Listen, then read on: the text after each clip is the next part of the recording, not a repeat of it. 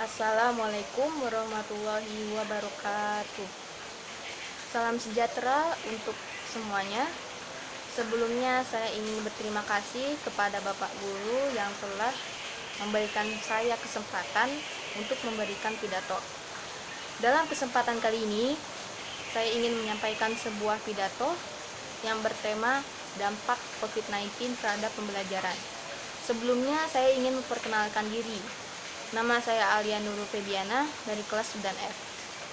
Seperti yang kita ketahui bahwa keadaan sekarang itu tidak kondusif karena banyak virus yang merajalela. Salah satunya adalah virus COVID-19.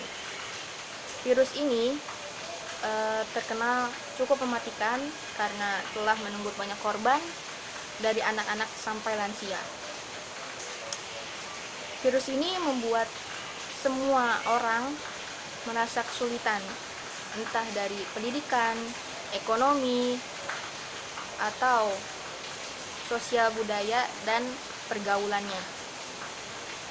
Sangat disayangkan karena banyak orang yang masih tidak mau menerapkan protokol kesehatan dan juga tidak merasa peduli dan tidak percaya dengan adanya virus ini.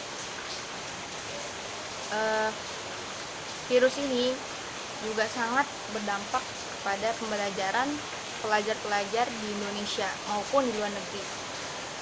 Karena virus ini, pelajar-pelajar harus melakukan sekolah dengan sistem daring, melakukan pengerjaan tugas dengan daring, dan semuanya serba daring. Dampaknya itu sangat menyulitkan, apalagi dengan ekonomi yang pas-pasan, membuat orang tua dari para siswa-siswi dan mahasiswa itu harus lebih bekerja keras lagi. Meskipun keadaan sekarang susah untuk diharapkan. Dampak COVID-19 ini banyak yang merasa dirugikan, entah itu siswa, guru, dan orang tua. Bagi siswa sendiri, mereka menjadi semakin stres, semakin depresi akan tugasnya yang lebih banyak dari biasanya, lalu tidak bisa menyerap materi dengan baik, dan jadinya mereka putus asa dan melakukan cara gampang, yaitu dengan menyontek atau menanya-nanya temannya yang lain. Lagipun siswa-siswi sekarang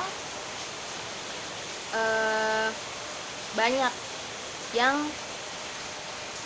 bunuh diri atau melakukan pergaulan bebas seperti seksual atau semacamnya, karena keadaan sekarang yang membuat siswa-siswi menjadi sering membuka gadget seperti laptop atau handphone, dan pergaulan sosial media yang cukup ekstrim membuat siswa menjadi terkontaminasi pikirannya dan pergaulannya menjadi rusak. Lagipun dampak untuk guru sendiri, kalau dari pandangan saya sendiri, itu guru menjadi kesulitan juga, kesulitan mengambil nilai siswa, kesulitan melihat sikap siswa sebenarnya, kesulitan dalam meringkas materi menjadi lebih mudah agar siswa lebih paham, dan banyak sekali. Dan pastinya guru-guru juga merasa rindu dengan suasana mengajar di kelas langsung tanpa melihat laptop ataupun handphone saja. Dan juga sangat disayangkan, terkadang ada guru yang berpikir kalau dengan mengasih banyak tugas, maka anak-anak akan merasa seperti lebih paham. Tapi ternyata banyak anak-anak yang protes, banyak anak-anak yang depresi atau stres dengan tugas yang diberikan. Tapi ya semuanya ini adalah konsekuensi dari virus yang merajalela ini.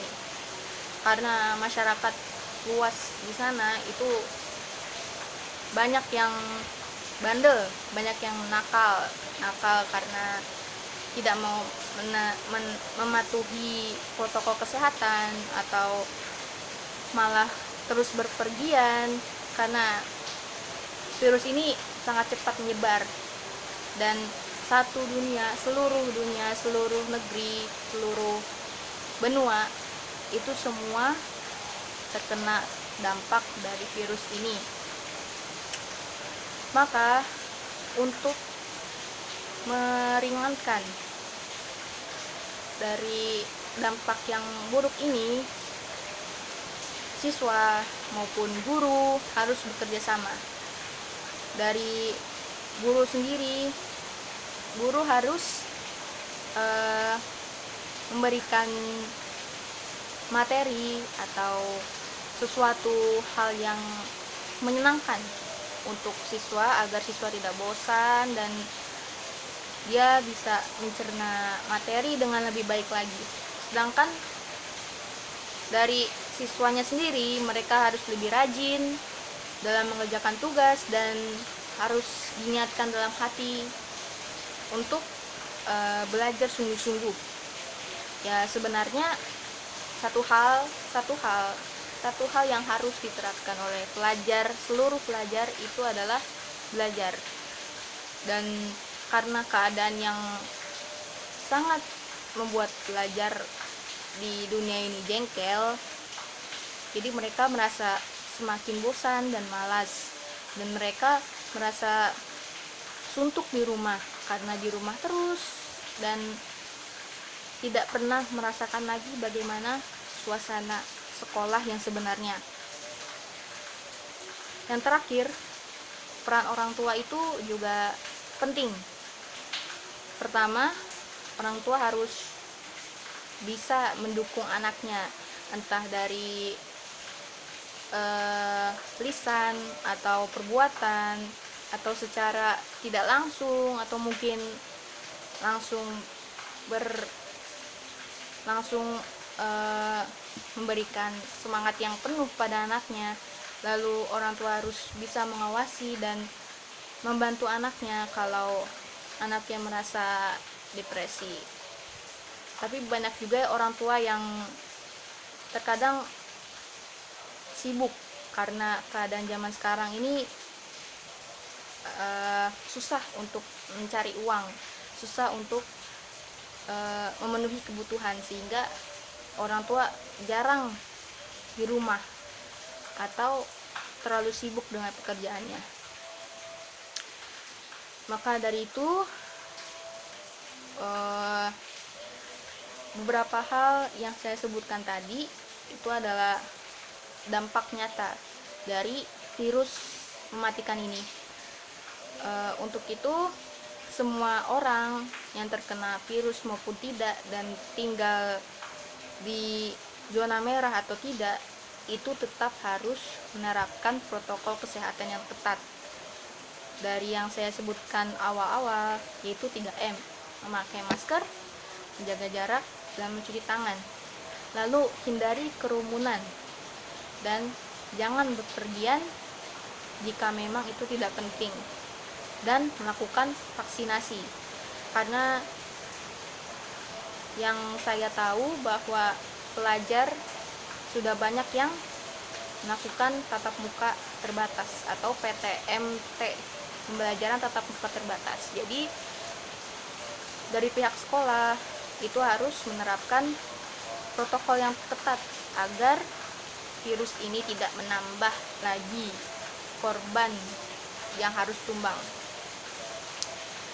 Semoga apa yang saya sampaikan itu bisa dicerna dengan baik, bisa dilaksanakan dengan baik untuk Bapak Ibu sekalian.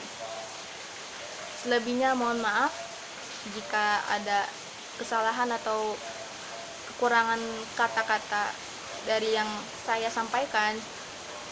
Terima kasih. Wassalamualaikum warahmatullahi wabarakatuh.